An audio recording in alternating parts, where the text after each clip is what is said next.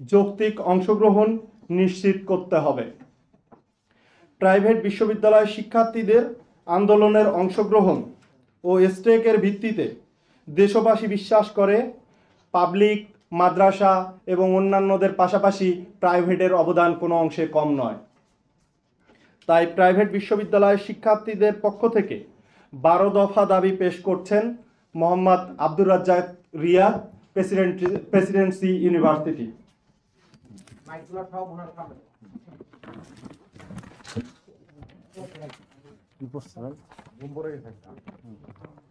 তাহলে একটু কাছে রাখি, ক্লোজে রাখি যেন না পড়ে।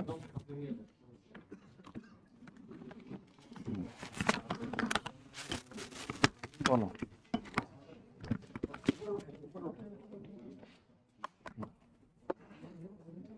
বাংলাদেশ 2.0 এর সামগ্রিক পরিস্থিতি বিবেচনায় সম্মিলিত বেসরকারি বিশ্ববিদ্যালয়ের দাবিসমূহ: 1. ছাত্র জনতার অংশীদারিত্ববিহীন সিদ্ধান্তে উপদেষ্টা পরিষদে ফ্যাসিবাদের দোসর প্রচার প্রসারকারী মোস্তফা সরওয়ার ফারুকী এবং শেখ বশিরকে স্থান দেওয়া হয়েছে, যা শহীদের রক্তের সাথে স্পষ্ট বেঈমানি ও গাদ্দারি এবং জুলাই বিপ্লবের স্পিরিট পরিপন্থী।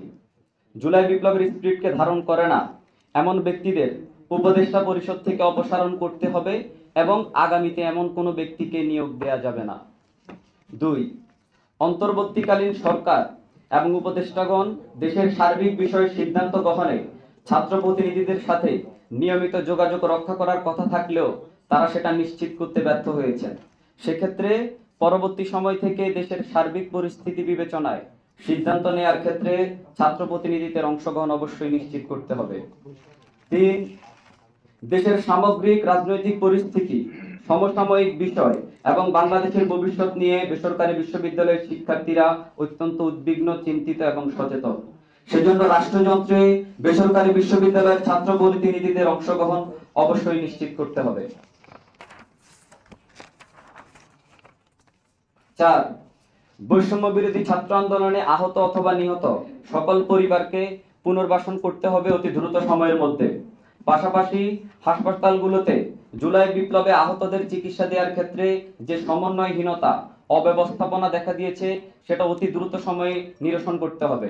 কারণ আমরা বিশ্বাস করি যে যাদের আত্মত্যাগের উপরে দাঁড়িয়ে এই স্বাধীনতা আমরা পেয়েছি, তারা যদি সুষ্ঠু চিকিৎসা না পায় তাহলে এই স্বাধীনতার কোনো মূল্যই থাকবে না। 5. দ্রব্যমূল্যের ঊর্ধ্বগতি এবং দেশ জুড়ে বিস্তৃত সিন্ডিকেট ব্যবস্থার কষাঘাতে সাধারণ মানুষের নাভিশ্বাস উঠে যাওয়ার মতো পরিস্থিতি সৃষ্টি হয়েছে। এমত অবস্থায় বাজার মনিটরিং সহ দেশের সকল পর্যায়ে সিন্ডিকেট প্রথা বিলুপ্ত করার জন্য ছাত্রদের অংশীদারিত্বের ভিত্তিতে অতি শীঘ্রই একটা পেট্রোল টিম গঠন করতে হবে। 6. উপদেষ্টা পরিষদে কারা যাবে সেটা নির্ধারণে একটা কমিটি গঠন করতে হবে, যে কমিটিতে রাজনৈতিক দলের প্রতিনিধিদের সাথে পাবলিক বিশ্ববিদ্যালয়, প্রাইভেট বিশ্ববিদ্যালয়, জাতীয় বিশ্ববিদ্যালয়, 7 কলেজ এবং মাদ্রাসার প্রতিনিধি অন্তর্ভুক্ত থাকবে। সকলের সম্মিলিত সিদ্ধান্তে উপদেষ্টা নিয়োগ হবে, কারো ইচ্ছা মতো উপদেষ্টা নিয়োগ দেওয়ার এখতিয়ার কারো নেই। 7. গণহত্যার বিচার কার্যক্রম নিশ্চিত করতে হবে। বিভিন্ন সংবাদ মাধ্যম ও সোশ্যাল মিডিয়ায় প্রকাশিত সংবাদ, তথ্যচিত্র যাচাই বাছাই করে দোষীদের বিরুদ্ধে যথাযথ ব্যবস্থা গ্রহণ করতে হবে এবং এই কার্যক্রমে অবশ্যই পরিচালনার জন্য ছাত্র প্রতিনিধিদের অংশদারিত্বের ভিত্তিতে একটা তদন্ত কমিটি তৈরি করতে হবে এবং সেই তদন্ত কমিটিকে ওয়াকিবহাল রেখে নিয়মিত কাজের মধ্যে রাখতে হবে। আর সংবিধানের পুনর্লিখন ও সংস্কার করতে হবে। 9. প্রাইভেটের শিক্ষার্থীরা উন্নত শিক্ষা ব্যবস্থার প্রয়োজনে নিজস্ব অধ্যয়নে পড়াশোনা করে। সেক্ষেত্রে প্রাইভেট বিশ্ববিদ্যালয়গুলোতে 15% আরোপিত ব্যয় প্রত্যাহার করতে হবে এবং গবেষণা খাতে আরো বরাদ্দ বাড়াতে হবে। 10. রাজনৈতিক গ্রহণযোগ্য ব্যক্তিত্ব, বাংলাদেশের মহান স্বাধীনতা সংগ্রামে অবদান আছে এমন ব্যক্তি এবং কৃষি নির্ভর বাংলাদেশে আন্তর্জাতিক মানের একজন বাংলাদেশি কৃষিবিদ বিজ্ঞানীকে উপদেষ্টা হিসাবে অতি শীঘ্রই নিয়োগ দিতে হবে।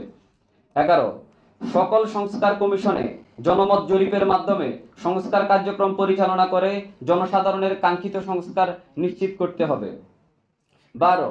জনপ্রতিনিধিবিহীন এই সময়ে সামাজিক নিরাপত্তা, গ্রাম্য বিচারিক আদালত চালু রাখার জন্য শক্তিশালী স্থানীয় সরকার মন্ত্রণালয়ের কার্যক্রম বৃদ্ধি করতে হবে।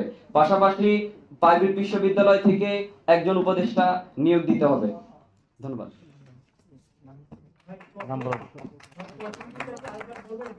আর আমরা একটা বিষয় বলতে চাই, আমাদের 1 আর 2 ছাত্র জনতার অংশীদারিত্ববিহীন সিদ্ধান্তে উপদেষ্টা পরিষদের ব্যাসিবাদের দোসর প্রচার প্রসারকারী মোস্তফা সরোয়ার ফারুকী এবং শেখ বশিরকে স্থান দেওয়া হয়েছে, যা শহীদের রক্তের সাথে স্পষ্ট বেঈমানি ও গাদ্দারি এবং জুলাই বিপ্লবের স্পিরিট পরিপন্থী।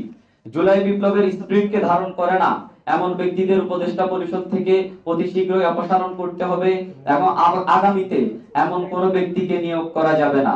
2, অন্তর্বর্তীকালীন সরকার এবং উপদেষ্টাগণ দেশের সার্বিক বিষয়ে সিদ্ধান্ত গ্রহণে ছাত্র প্রতিনিধিদের সাথে নিয়মিত যোগাযোগ রক্ষা করার কথা থাকলেও সেটা নিশ্চিত করতে তারা ব্যর্থ হয়েছেন।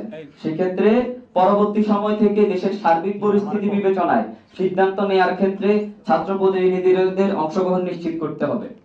আরেকটা কথা আমরা বলতে চাই, গতকাল আমাদের তথ্য উপদেষ্টা নাহিদ ইসলাম ভাইয়ের সাথে যে একটা জন্য ঘটনা হয়েছে তার আমরা তীব্র নিন্দা জানাচ্ছি। সম্মিলিত প্রাইভেট বিশ্ববিদ্যালয় এই ঘটনার তীব্র নিন্দা জানাচ্ছি।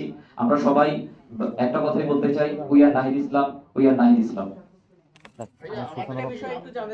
না, আমাদের উত্তর পর্বটা আমাদের পর্ব যাতে আমাদের বাকি প্যানেলে শেয়ার হবে।